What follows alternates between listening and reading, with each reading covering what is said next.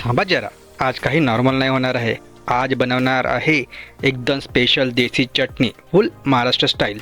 सगळ्यात आधी भात आणि डाळी कुकरमध्ये टाकली, गॅस ऑन केला आणि बाजूने बाकीचे काम सुरू केले. आता चॉपिंगची वेळ.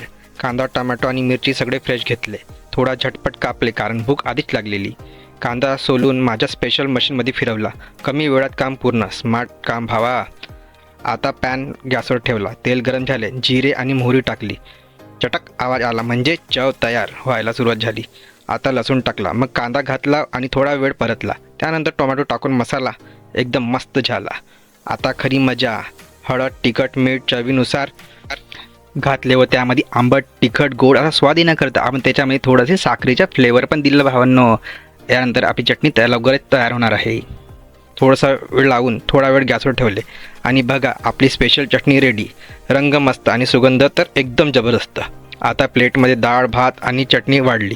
भाऊ कसम सांगतो, चव इतकी भारी आहे की एका घासमध्ये मन खुश होऊन जातं. आपण भातावर व वरणावर तूप घेतलं होतं त्यामुळे तो स्वाद एकदमच मस्त. भेटूया नेक्स्ट ब्लॉगमध्ये. बाय बाय मित्रांनो.